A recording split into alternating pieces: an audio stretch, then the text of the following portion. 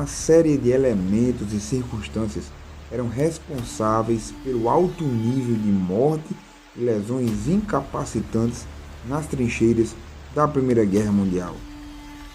Por exemplo, havia o problema da lama e da umidade penetrante nas trincheiras. Isso agravava de forma significativa a saúde e a higiene, de modo que milhares de soldados tiveram seus pés amputados após desenvolver o que ficou conhecido como pé de trincheira, ou seja, um fungo resultante de ficar com o pé dia após dia na água suja. Outro problema que agravava de forma significativa o ambiente das trincheiras era o crescimento dos ratos roedores, que inclusive, conforme alguns historiadores pontuam, chegavam a crescer até o tamanho de gatos à medida que se alimentavam dos restos dos mortos abatidos ao longo do campo de batalha. Esses ratos, e é preciso dizer, os milhões destes ratos habitavam as trincheiras e inevitavelmente acabavam contaminando os alimentos e espalhando várias doenças. Uma outra circunstância que, apesar de não ser tão fatal, mas que era igualmente problemática, foi a famosa febre da trincheira.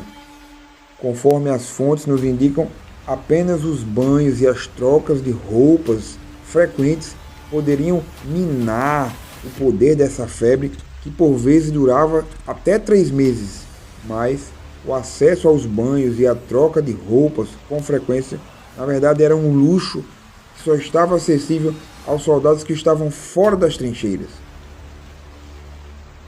E ainda muitos outros agravantes poderiam ser citados para exemplificar como era desgraçada a experiência da trincheira ali no contexto da Primeira Guerra Mundial. O mau cheiro das fezes, da urina, o cozimento de vários alimentos, os corpos em decomposição, a excessiva fumaça do tabaco e, dentre outras coisas, as doenças sexualmente transmissíveis.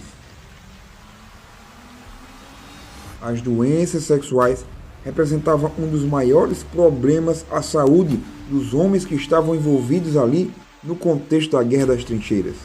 Os exércitos permitiam aos seus soldados a licença e o livre acesso aos bordéis, e de fato muitos destes soldados aproveitavam a oportunidade para sair da aflição, da agonia e do peso psicológico excessivo da guerra por meio do prazer sexual. No entanto, a consciência sobre as consequências do ato sexual variava muito de um exército para o outro, e a oferta de preservativos, via de regra, era muito pequena. O exército francês, por exemplo, registrou a quantidade impressionante de 1 milhão de casos de doenças sexuais durante a guerra, incluindo mais de 200 mil casos de sífilis espalhados pelo exército. Mediante os efeitos danosos e incapacitantes das doenças sexuais, a maioria dos exércitos estabeleceu uma espécie de rotina e de inspeção para os soldados que iam para os bordéis.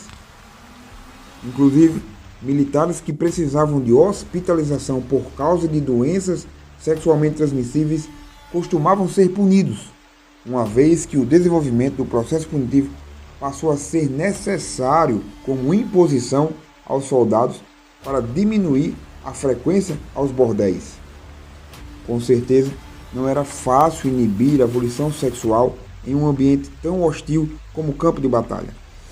Mas, se o acesso ao sexo e aos bordéis fora, de modo inicial, uma espécie de subterfúgio, por fim, as lideranças dos exércitos perceberam que a frequência aos bordéis acarretava uma grande soma de doenças sexuais. Já em janeiro de 1917, o exército britânico, por exemplo, acabou proibindo definitivamente a frequência a todos os bordéis, uma vez que, junto de todas as outras circunstâncias que já abordei nesse vídeo, a ida aos bordéis representava uma das maiores crises à saúde dos exércitos da Primeira Guerra Mundial.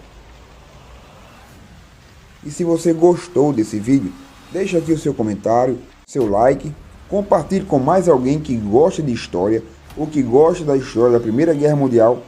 E não se esqueça, inscreva-se e ative o sininho para não perder os nossos próximos conteúdos.